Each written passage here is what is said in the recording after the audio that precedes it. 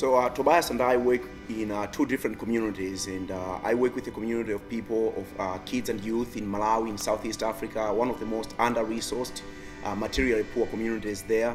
And obviously he works with the special needs community here in the United States. But there's one thing that we have noticed that is consistent in all of that is our concern that people tend to create circles in society, and circles that leave people out. And so one passion of ours is to say, why is it that we create those types of circles? Why is it that we choose and pick the people that can belong to those circles? And why is it that we are leaving some people out? And knowing all the while that when we do that, like, that hurts people, So that's part of our passion, part of why we are having this conversation today. Yeah, I think one of the pieces, the main reason that we felt like us banding together to do an event like this that was so helpful to what our cause is because the issue is not rural Africa or urban Africa. The issue is not the disability or special needs. Like, the issue is our perception of people in society, and that one perception spans across different communities. And I'll look at people with disabilities and people from Africa the same way and not really know that that's what I'm doing. But what I see it as is it's really just an issue of valuation. Like, we look at people and we value them based on how they interact with society and with us. And certain groups are just left out too easily. And there's too many blockades that are mostly social. And we'd like to think that they're physical blockades or emotional blockades. But the reality is just there's a lack of interaction. And so we think by doing something like this, we can provide a space for interaction that can be transforming for us and the people that we serve. And nothing just happens. And in order for any change at all to be realized, we have to be intentional with how we let people know about why we do what we do. And I know that a lot of the times when we talk to people about at least issues of injustice, and a lot of people would say, oh, you know what, you just need to teach people how to fish and not fish for them. And we don't stop teaching people how to fish. We want to look at the systems that keep people where they are, so that one of the questions we're asking is, even though people have the skill set to be able to fish, who are the people that are upstream that are polluting the water so that the fish isn't there in the pond? And so some of these things are kind of like systematic and social, and so we want to kind of like enter into that and have a conversation with people that is hopefully redemptive for all of us. This again is not a matter of charity. It is a matter of how we look at justice in our communities.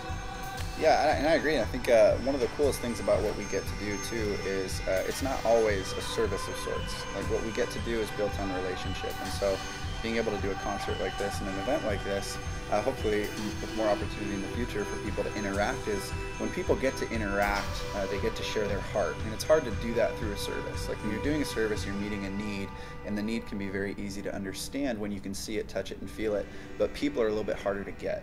And so I think that's really what we want to introduce people to, is the idea that you don't have to serve the world, but there can be a life of interacting with the world that actually can change it. And one of the things I've kind of like learned from Tobias along the way was the idea he was sharing about like seeing the image of God in people, everyone that you come across, and so that getting involved in the lives of others doesn't become this paternal thing where I'm up here and you're down here, and I'm trying to, and I'm gonna throw this at you to try and help you. But it's like whenever we are beginning to create circles where people hang out together, then you and I become a prophetic voice that says, you know what, we are abandoning that life that segregates, and we are fighting for a life where people are viewed as people are viewed as contributors to our society, that everyone can be learned from. And so our invitation is for you and I to become that prophetic voice, not just in what we say, but how we live our lives, to say, no, this stuff actually matters. And that when we see classism at home, in our homes, when we see classism in our schools, when we see classism in our churches, when we see classism in the marketplace, we're going to stand up against it. That it matters that much. And that's the reason that we chose No to Classism as kind of the title for this event too, is because it's there's a lot of things that we can't do, things that we're not professionals in, and so we can't really address, but classism is something that we can all address. Like, the way we view people, the way we value them, how we approach them, and how we see them interacting with us and the rest of the world, that can change in a second. And we honestly believe that we can do that. We can do that here. We can do that in our different ministries and organizations we're a part of, and we can do that at work, we can do that with friends and even with family. And really, it's just a matter of a heart change. And so what we're doing is not inviting people into a project, or inviting people into our organizations, or inviting them into anything else, but just briefly inviting them into an experience where they can live that out, because we honestly believe that a world without classism is addictive, because it's the way that we were built and meant to live out life together. So come alongside us, right? Come alongside us and then see what we can do together. Who knows, you may be the one specific voice that changes everything for at least the people that are in our circle.